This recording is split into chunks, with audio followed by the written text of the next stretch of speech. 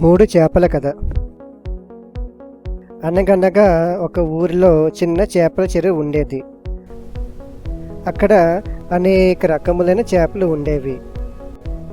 వాటిలో మూడు చేపలు సుమతి, కాలమతి, మందమతి చాలా స్నేహంగా ఉండేవి. అవి చాలా సంతోషంగా ఆడుతూ పాడుతూ తిరుగుతూ ఉండేవి. సుమతి చాలా తెలివిగలది. మంచి చెడులను ముందుగానే గ్రహించి తగిన జాగ్రత్తలు తీసుకునేది. ఇక కాలమతి అప్పటికప్పుడు సమయస్ఫూర్తితో ఆలోచించి తగిన నిర్ణయాలు తీసుకునేది. ఇక చివరిగా మందమతి ఇది చాలా బద్ధకంగా ఉండేది. ఎవరి మాట వినేది కాదు సుమా, మూర్ఖంగా ఉండేది. అలా ఒక వేసవి కాలంలో చెరువులోని నీరు తగ్గుతూ వచ్చింది.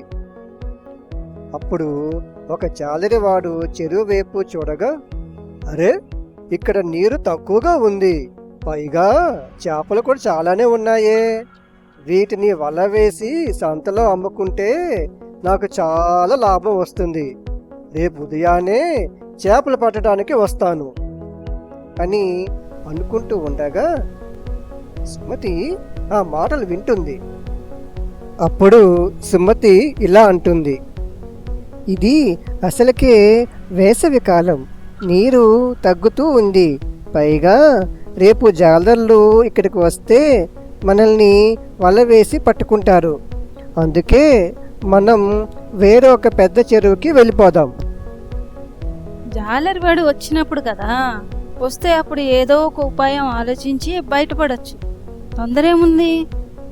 అప్పుడు మూడవ చేప మందమతి, వేసవకాలం వచ్చిందని, జాలరివాడు వస్తాడని ఇప్పటి నుంచే ఆలోచించడం ఎందుకు, జరిగేదేదో జరుగుతుంది, అప్పుడు చూద్దాంలే అని కొంచెం నిర్లక్ష్యంగా అంటుంది.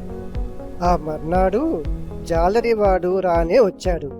అప్పుడు సుమతి కాలమతితో, త్వరగా ఇక్కడ నుండి తప్పించుకోవాలి. అవును, త్వరగా పదండి, సమయం మించిపోతోంది.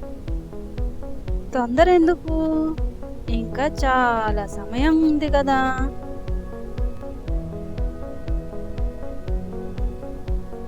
సుమతి మాత్రం చాలా నేర్పుతో చెరువులో ఉన్న చేపలన్నింటికీ ఈ పరిస్థితిని వివరిస్తుంది. ఆమె తన ఆలోచనతో మత్స్యకారుల వల నుండి సురక్షితంగా ఉండగలిగే చెరువులోని ఒక రహస్య ప్రాంతానికి అందరినీ తీసుకెళ్తుంది. కానీ మందమతి ఇవేమీ పట్టించుకోకుండా చెరువులో ఈదుతూ ఉండగా సరిగ్గా అదే సమయానికి జాలరివాడు తన వల విసిరాడు. అది మందమతి ఈత కొడుతున్న చోటునే పడింది. రక్షించండి, రక్షించండి మిత్రమా, రక్షించండి. ప్రమాదాన్ని ఆలస్యంగా గ్రహించిన మందమతి నిస్సహాయంగా తల్లడిల్లిపోయింది. అప్పుడు సుమతి, కాలమతి తమ స్నేహితురాలు ఆ కష్టాల్లో కూరుకుపోవడం చూసి సాయం చేసేందుకు పరుగు తీస్తారు. నేను మీ ఇద్దరి మాటలు విని ఉండాల్సింది. నేను చాలా సిగ్గుపడుతున్నాను, చాలా సమయం వృధా చేశాను.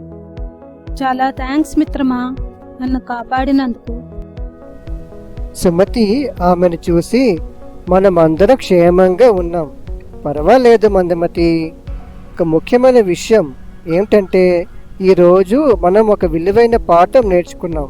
త్వరగా ఆలోచించి ముందుకెళ్ళడం మంచిది, కాబట్టి మనం ప్రమాదంలో పడిపోకూడదు.